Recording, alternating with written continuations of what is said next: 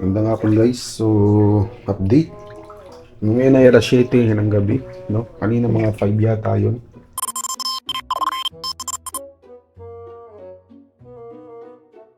So, 2 hours after.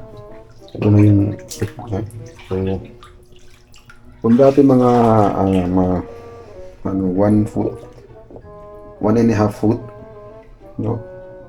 Ngayon ay parang half foot na lang siya. So, pero so guys. So, yan guys. Kaya na guys, yung sinukat natin to, parang isa't kalahating langkan para maabot yung threshold namin, no?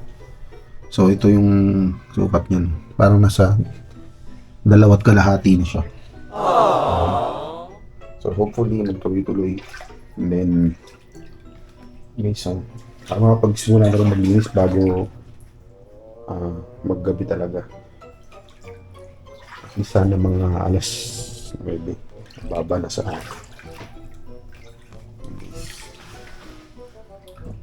kasi naalala ko rin yung nagigibas guys yung pagay sa ref namin. So ano ba to?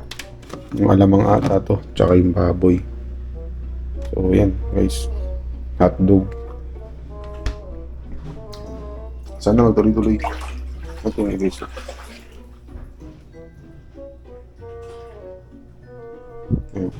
Pag may naglalakad guys sa labas or may sasakyan, maagot siya dito.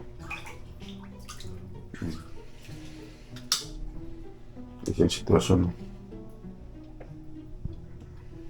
Medyo, yung tubig guys, medyo malinaw naman siya. Hindi naman siya yung kulay kanal guys eh. Nakikita ko pa yung paa ko. Pero marami yan. Wala naman po akong sugat sa paa. Tingnan natin sa CR. Guys, yung sa CR namin medyo lumuwag na yung daloy dyan. Medyo lumubog na siya. Tapos, tinry kong maglimas kanina.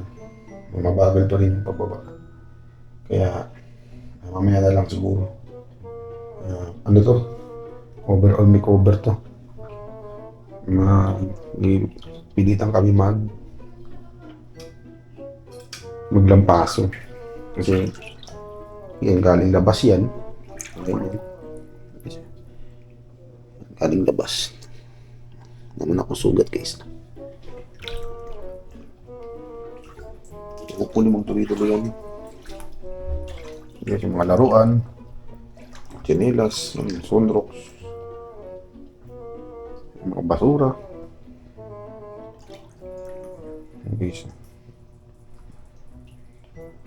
so guys, kanina nagluto akong itlog para sa hapunan. So may mga 8 siguro pwede na kami kumain. Then update ko ulit kayo dito, no? So hopefully sa ibang lugar sa Metro Manila, sa Pilipinas, no? Ginhawa na.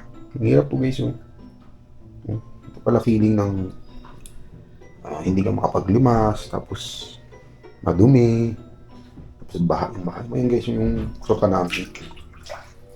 Yung sofa namin yun na siya, luma na siya, tapos sira-sira na. Ito na lang, hindi siya masyadong sa loob, pero wala, umigop yun ng basat, moist na siya yun.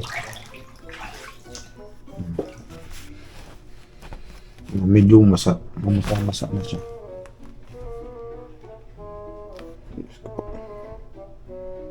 Guys, balik tayo mamaya guys ha. Medyo pababa ulit ako. Tapos check ko ulit. 3 hours later. Guys, update guys. So, yan. Time check. Last ako nag-check ay around 7 o'clock. So, ngayon ay 10 p.m. na. So, 3 hours after. Actually, kumain na kami ng hapunan.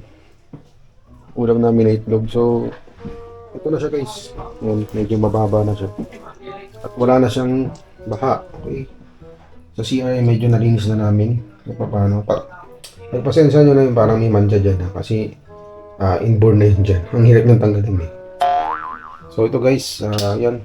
Medyo naglampaso na kami ng konti. Yan.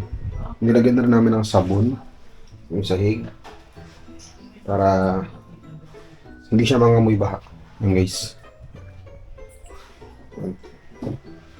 Diba pa? Natanggalan namin yung basura. Ito, basura.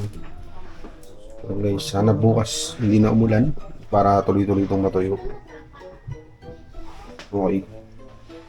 So ngayon ay 10 PM at ito pa yung baha sana. Nakita na guys. Yan, hindi lang kita sa video pero meron pang tubig. So around ano pa yan? Hanggang sakong.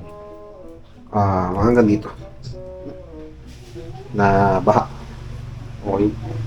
So umagos pa rin papasok yung tubig pag may badang sasakyan. Guys, nagugas na rin namin yung pinggan. Yan. So, hopefully bukas okay na to para magsimula na kami isaransan to. So, sobrang hirap. Nakakapagod, nakaka-stress, at saka nakaka-trauma. No, kasi first time ko talaga guys magaganito sa tanang buhay ko. Okay, turning 35 na ako this year. Pero ngayon ko lang to naranasan. No? Although natira kami dati sa Isla Puting Bato hanggang bago ako graduate ng college. Laging bumabaha doon, syempre dagat. Pero sa normal na bahay, no? So, yan. Ito yung Kamanaba area. Ano? Kamanaba area. So, bamba. So, hopefully bukas wala nang ulan. Kasi pag wala nang ulan, matutuyo to. Matutuyo yan. At saka, kahit pa paano mapupunasan namin siya ng tuyong basahan. Okay. So guys, keep safe. Maraming salamat sa panonood. At thank you sa pagtambay at saka sa panonood ng video namin. Ito yung update guys.